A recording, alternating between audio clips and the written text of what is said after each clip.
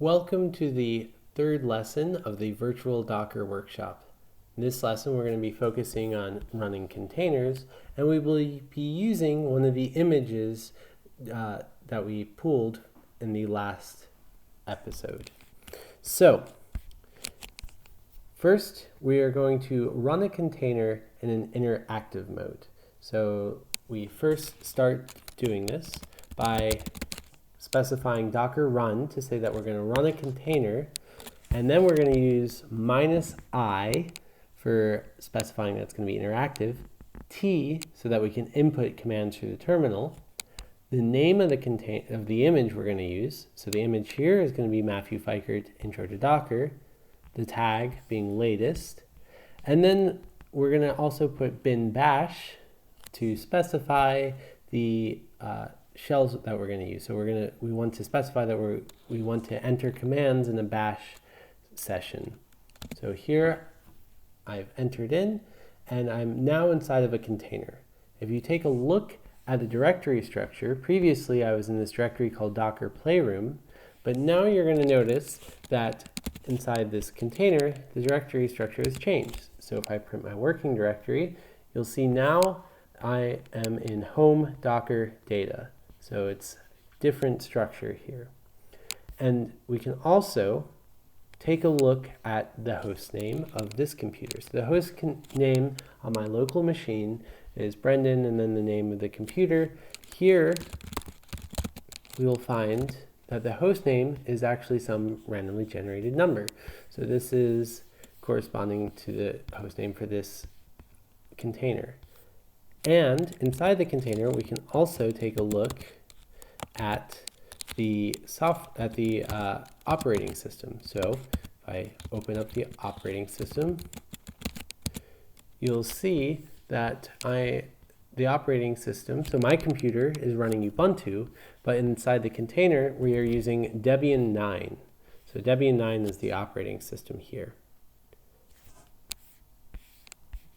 So next we can actually open up a new terminal. So that's what I'm going to do outside of the container. So if I'll just quickly open up my new terminal. Okay, here we go.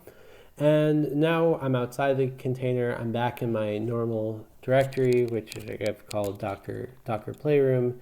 And we can take a look at the containers that are running using the command docker ps. Okay, so now we see that we have a container running the Matthew Fikert Intro to Docker image, and it's using a bash. And also we have this randomly generated name, which is Romantic Boyd. So these kind of auto-generated names might not be so useful. Maybe it's better to have ones that you know well, so we can rename it. So we're going to do the command docker rename. The name of the container being Romantic Boyd, okay? And then we're going to name it my example. So I used the name Romantic Boyd to change the name of my container. I can also use the container ID, which is this number up here. So either of those would have worked. I could have done docker rename container ID, my example, or docker rename Boyd, or the auto-generated name, and then your new name being my example. If we take a look at docker ps, we will see that the name of the container has changed, and now it's called my example. Okay. So now what we're going to do is go back to the container that I had running. So I'm going to get rid of this terminal here, and now I'm back to the terminal screen I had before showing the container running. Inside this container, we're going to create a new file, touch test -txt. If we take a look, okay, we can see that the file is there in the container, but now we're going to leave it. So now I've exited the container.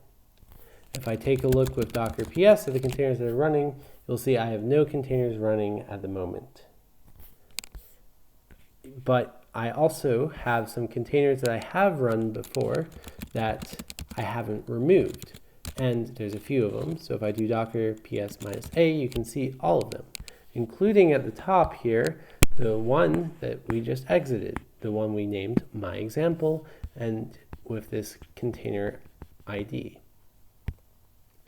I can, if I want to restart this container, I can do so by doing a command, a series of commands. First, we will do docker start container ID. Again, you could use the name here, but we're using the container, I'm using the container ID this time. And then docker attach. So now I have started it, and I'm going to attach, and I'm back in the bash session inside of the container. The more explicit way to do the attaching, so attach is a shortcut command, the more explicit way would have been to have done exec for execute, -I for the interactive session, T for the terminal, the container ID, and then specifying that you want bin bash. After doing that, so you would be back in the same terminal. This gives you the execution command here that you have, gives you some more flexibility if you want to attach it in a different way. So if before you remember that we had made this new file called test, we can take a look to see if it's still there inside our container, even though we exited and detached our container, we stopped it. But if I do ls, you'll see that the file that we made is still there. So now we can go ahead and exit from the container. I don't need it anymore. One thing you can do, if you know when you're done with a container that you're not going to use it, you're just like entering it to run a program, and then when the program's done, you want to exit it and you want to remove that container, you can use this command here, the docker run -- remove. The rest of the command is the same, but the -rm means that when you exit it, it will automatically remove the container. But be careful, because that means that we'll get all the stuff that you did inside that container will be deleted. Whereas the containers that I have here that are run but not removed, I can still enter inside and access the files on those containers.